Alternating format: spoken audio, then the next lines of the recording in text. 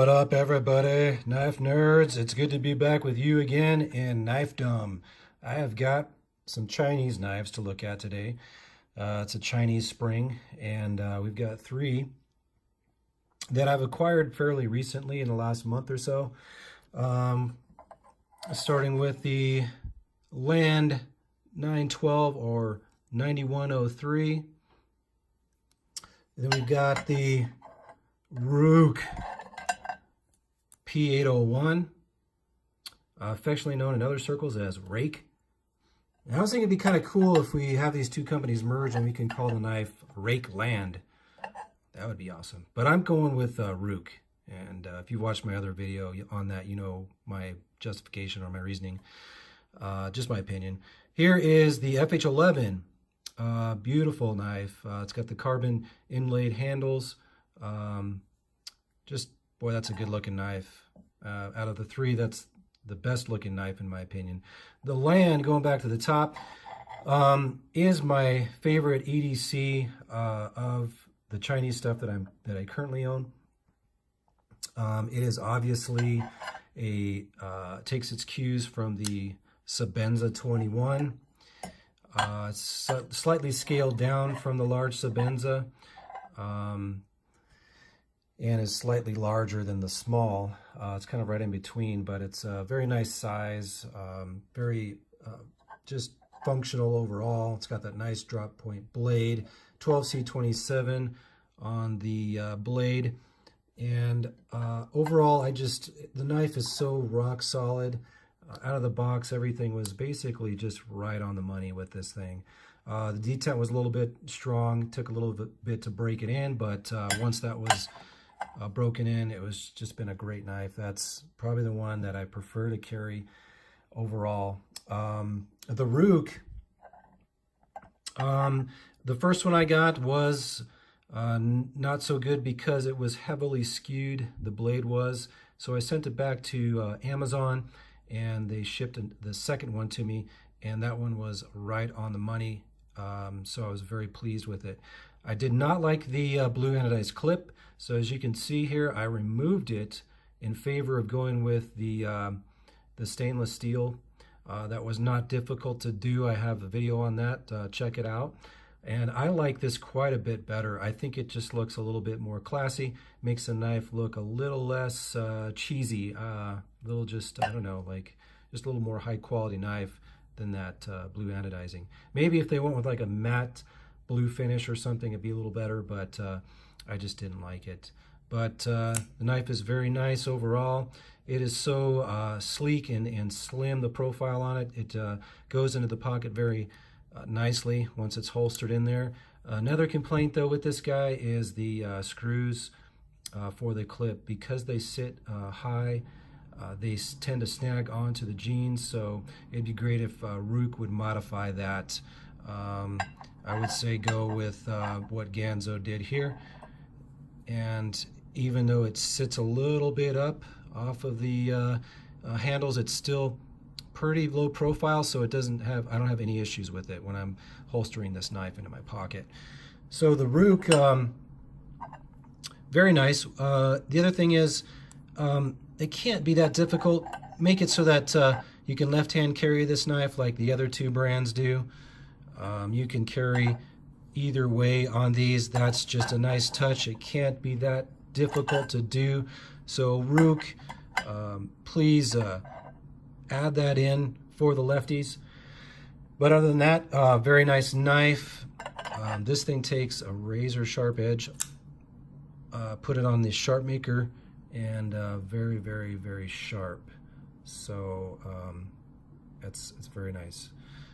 The FH11, this is just a beautiful knife, and I've been carrying this lately, and I've really, really enjoyed it. It's just it's just so amazing that they can make these knives for what they make, for what they sell them for, and we get to enjoy the quality that these knives are. I think it'd be cool if this D2 steel, if they could do that with the Land 912. This knife already knocks it out of the ballpark, but if they put D2 on this, I would blow it out of the ballpark. That'd just be amazing. But as it is, the 12C27 is pretty nice. But this has the D2 steel on it, which is fabulous, and it's got a nice nice liner lock there. The detent is a little bit light on this, but not really as bad as I initially thought it might be.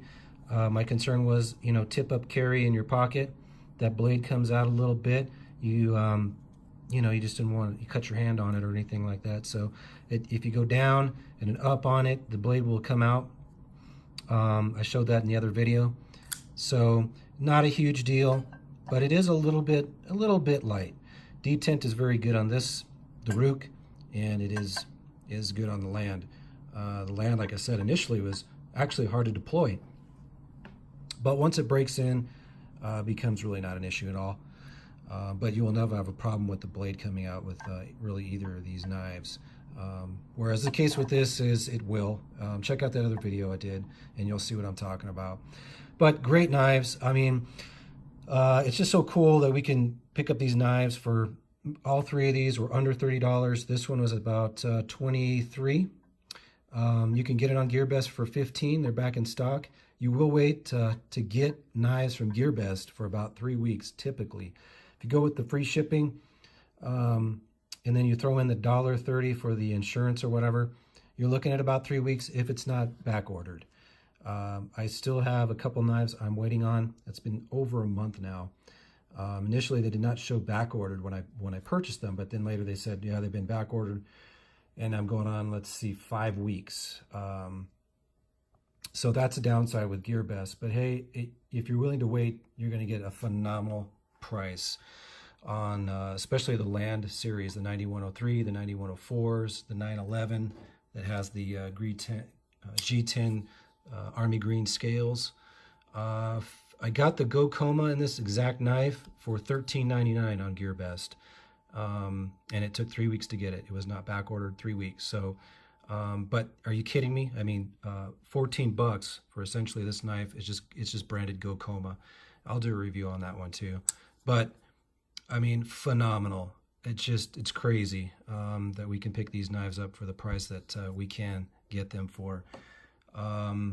So it's fun to dive into the Chinese knife market, and you can buy quite a few knives and just you know, enjoy carrying different knives, and it's a lot of fun. These three knives here are gonna all came in, I'd say about $70 is about what I paid for the three of these, right in that range.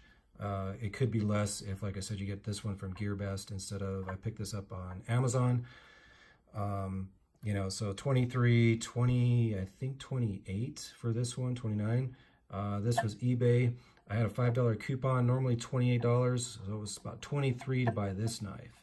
I mean, what? Are you kidding me? It's crazy, the knife selection and quality that's out there these days.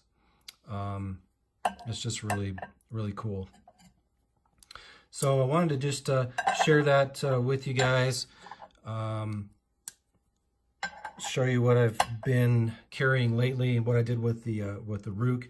I also think on the Ruike, real quick, that to me the knife is a little bit too clinical looking. You could say that about the Land, but I think there's some differences in the handle and the blade material as far as the color goes, and maybe this light is not doing it justice. But I think I would like to do something with the handle on this. Go with a little bit darker handle, and it'd make it a little less clinical looking, a little less surgical is the other way I would put it, and just give it a little different look. And I'm coming up with a couple ideas of how to do that, so I'll probably share that at some point in the future if I pull the trigger, so to speak, and do it. And I will share that with you guys. So that's about it. If you guys would comment and smash those like buttons for me. If you hate the video, give me a thumbs down. But either way, do something. I would be much appreciated, and we will catch you all the next time.